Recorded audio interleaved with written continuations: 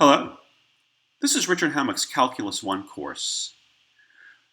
Today we begin part 4 of the course on applications of derivatives. We've just completed part 3 on derivatives, what they are and how to find them and what they mean. Today we begin to apply derivatives. In lecture 30 we'll talk about the increase and decrease of a function. This is the first in a series of lectures with a common theme. Lectures 30 through 34 will be concerned with the shape of a function's graph. And here's the big picture. Remember that the derivative of a function f of x is another function, f prime of x, that equals the slope of the tangent to y equals f of x at the point x f of x, as indicated here in this picture. The goal of lectures 30 through 34 is to understand the behavior of a function f of x. And the basic approach will be to use the derivative f prime as a tool to help analyze f of x. So the idea here is that f is our primary object of study, and we're just using the derivative as a tool to help us understand f. The role of the derivative, in that sense, is secondary. The basic questions that we'll be concerned with are, what does the derivative f prime tell us about the function f? And today, in lecture 30, we'll see that f prime tells us where f increases and where it decreases. So let's begin there. To set the stage, consider the function f that's graphed here.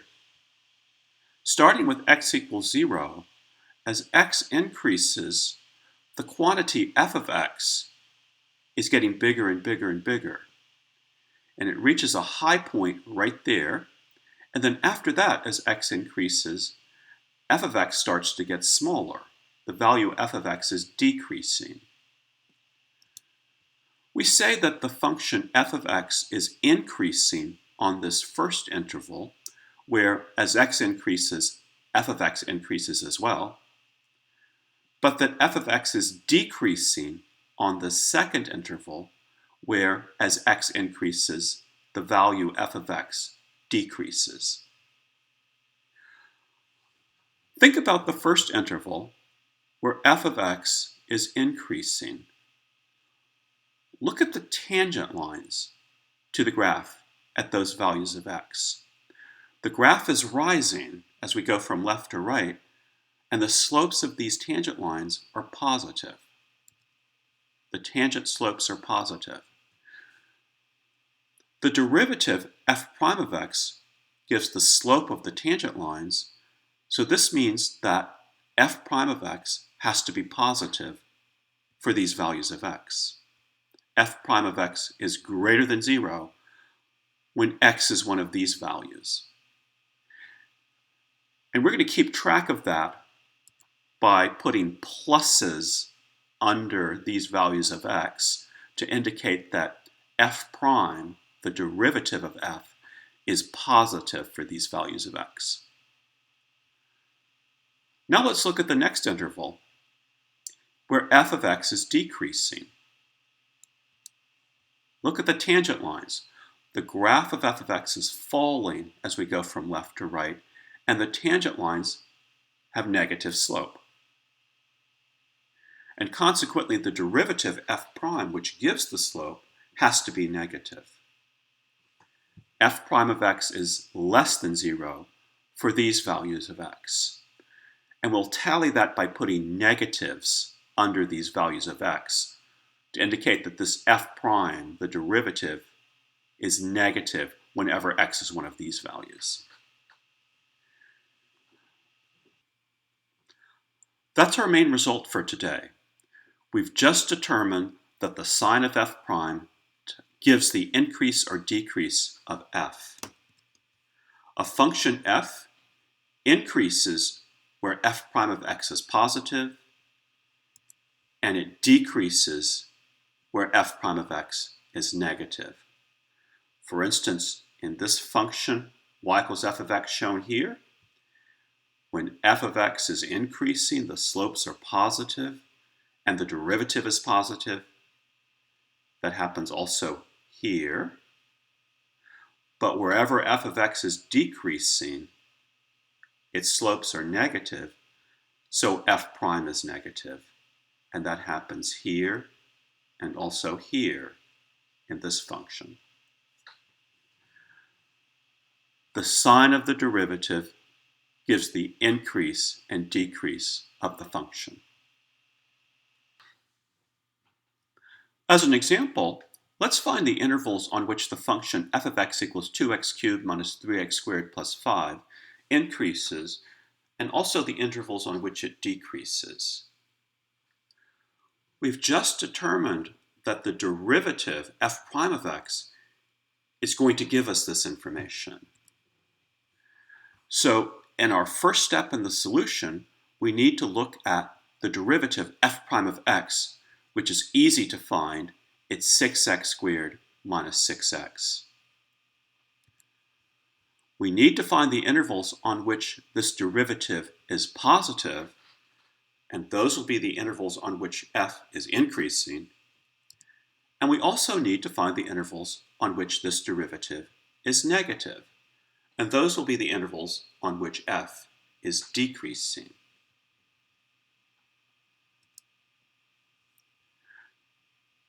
To figure out what values of x make the derivative positive and which make it negative, it's very helpful to factor the derivative so we can see what's going on. It factors as 6x times x minus 1.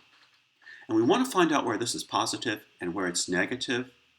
As a first step in that, it's reasonable to find the values of x that make it equal to 0. So let's set this derivative equal to 0 and solve. And right away from the factored form, you can see that f prime of x equals 0 when x is 0 and also when x is equal to 1. So we have f prime of x equals 0 if x is 0 or x is 1. Plot that on the number line. These two values of x, 0 and 1, are the values for which the derivative is equal to 0. For any other x, that derivative is either positive or negative, and that's what we need to find in this problem. To figure out where this derivative f prime of x is positive and where it's negative, you can look at the individual factors in the derivative and look at their signs. Think first of all about the 6x. The factor 6 times x is positive when x is positive and negative when x is negative. So for the positive values of x, we're putting positives to indicate that 6 times x is positive, and for the negative values of x, we tally negatives to indicate that this factor 6 times x is negative. There's another factor in f prime, and it's the x minus 1, and let's consider that separately.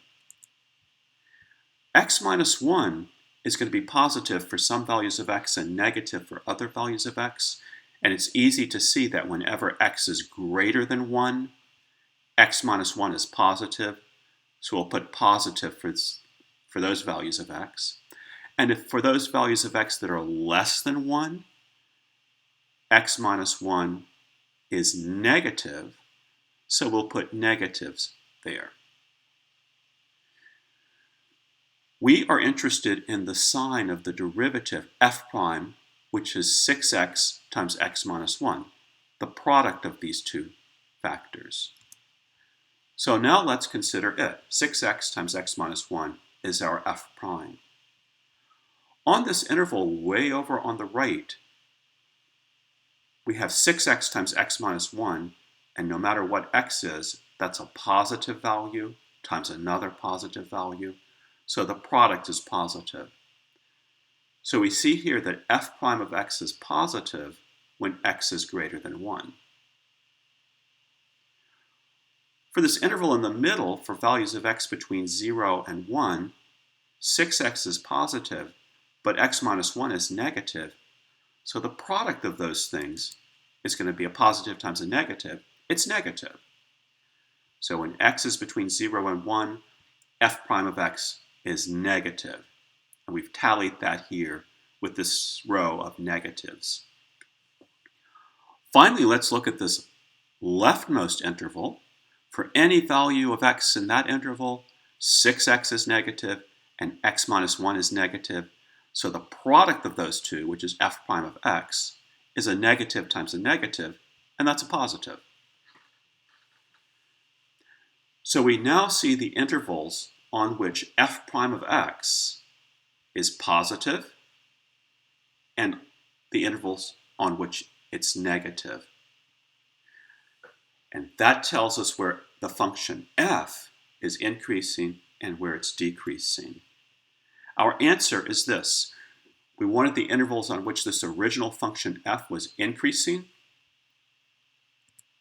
F increases on the interval from negative infinity to 0, this interval, because the derivative f prime is positive there.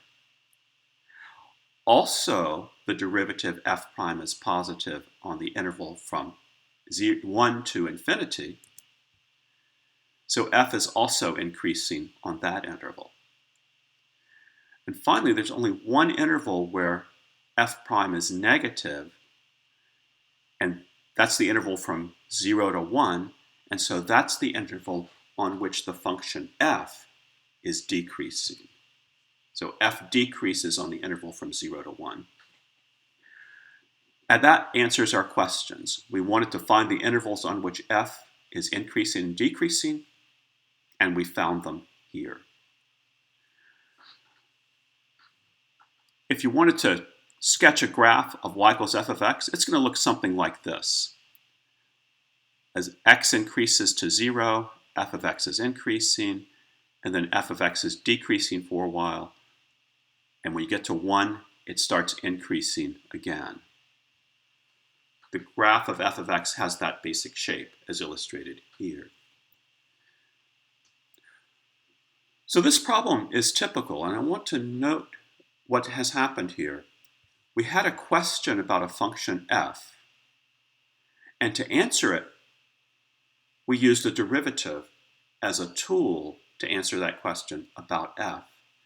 Ultimately, our answer down here was about the function f, and at that point we forget about the derivative. It served its purpose. It's told us where f is increasing and where f is decreasing. And we return to our original object of interest, which is the function f. And we'll see that basic theme play out over and over and over again in this first few lectures of part 4. The derivative is used as a tool to understand a function f. I'm going to introduce a word that you will see a lot of beginning with part 4 of the course. Suppose f is a function and c is a number in its domain. If f prime of c exists, then we say that f is differentiable at the point x equals c. And if f prime of c exists for all c in an open interval from a to b, then f is, we say, differentiable on that interval. In reading the text, you've seen this word in a theorem that states essentially that differentiability implies continuity. If f is differentiable at a point x equals c, then f is continuous at that point. And by extension, if f is differentiable on an open interval from a to b, then f is continuous on that open interval. Let me give an example of a function that has some points at which it's differentiable and at which it's not differentiable. That function is f of x equals the cube root of x, or x to the power of 1/3, and it's graphed here. Its derivative can be got with the power rule. F prime of x is 1/3 x to the power of 1/3 minus 1, or 1/3 x to the power of minus 2/3, which is 1/3 x to the power of 2/3, or 1/3 cube root of x squared. So f prime of x, the derivative, is 1/3 cube root of x squared. Notice here that the x in the derivative is squared, so whether x is positive or negative, x squared is positive, and the whole derivative is positive. So if we graph f prime, it's going to lie entirely above the x-axis. And in fact, here's what the graph of f prime of x looks like. And you'll notice here that as x gets closer and closer to 0, the denominator in f prime is getting closer and closer to 0. So f prime of x is getting bigger and bigger and bigger. You have a vertical asymptote, which is the y-axis. If we take a value of x right here and look at the slope to the graph of f of x, the slope is positive, and of course the derivative which gives the slope is also positive. And because that derivative is positive, the graph of f is increasing. If x is over here, the derivative is positive, so the slope to the graph of f is positive, and f is increasing. The derivative is always positive, so this graph of f is always increasing, as you can see here. But look at what happens right there at x equals 0, which is a perfectly fine point on the graph of f of x. The slope of the tangent line to that point, right there at the origin, 0, 0, is undefined. That tangent line is vertical. And you see that reflected in the derivative f prime of x, which is 1/3 cube root of 0 squared. That's dividing by 0. F prime of 0 is therefore undefined, which makes total sense because the slope is undefined. So we have a situation here where f of 0 equals 0. In other words, 0 is in the domain of f. Plug it in, you get 0. But f prime of 0 is undefined. It does not exist. 0 is in the domain of f, but not in the domain of f prime. We would say in this case that f is not differentiable at the point x equals 0 because f prime of 0 doesn't exist. But for any other value of x, f prime of x does exist, so f is differentiable at all the other points. More precisely, f is differentiable on the interval from -infinity to 0, and also the interval from 0 to infinity.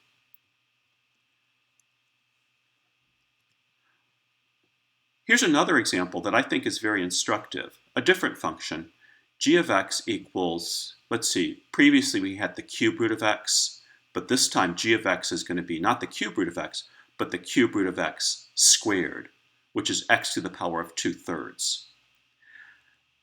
And let's think about the graph of this function, g of x. We're going to get it in two stages. First of all, consider the graph drawn dashed here. That's the previous function from the previous slide. F of x equals the cube root of x. G of x is the cube root of x squared. So to get its graph, think about you're squaring all of these y values. So the ones over here, the negative y values, are going to turn positive. The graph of y equals g of x equals cube root of x squared, therefore looks something like this, shown bold. And let me erase the dotted. It was just helping us get this graph of g of x. So it's an interesting graph, and notice that it has a corner or a cusp or a sharp point right there at the origin. Something weird is going on at this point 0. Let's take the derivative of g to better understand what's going on. G prime of x is 2/3 x to the power of 2/3 minus 1 by the power rule. And simplifying that, we get 2/3 x to the power of 1/3, or 2 over 3 cube root of x. Notice here that this derivative, g prime of x, is going to be negative when x is negative because the cube root of a negative number is negative, and it's going to be positive when x is positive. And in fact, if you graph g prime of x, here's the way it looks. Just like the previous graph of f prime of x on the previous slide, you've got a vertical asymptote, which is the y-axis, where x is equal to 0, but the derivative is positive when x is positive above the x-axis, and the derivative is negative when x is negative. Our function g of x is decreasing when x is negative, and then it starts increasing. And that makes total sense because the derivative is negative for negative values of x. So that means the function is decreasing. And for positive values of x, the derivative is positive, meaning our function g is increasing. So when x is positive, g has positive slope because the derivative is positive. When x is negative, g has negative slope because the derivative is negative and g is decreasing. But if we get to this point x equals 0, you can imagine this point here with a negative slope moving in closer and closer. That tangent line is getting steeper and steeper slope until it's vertical right there. The slope is undefined right at that point x equals 0. And that makes sense because g prime of 0, which gives the slope, is not defined when x equals 0.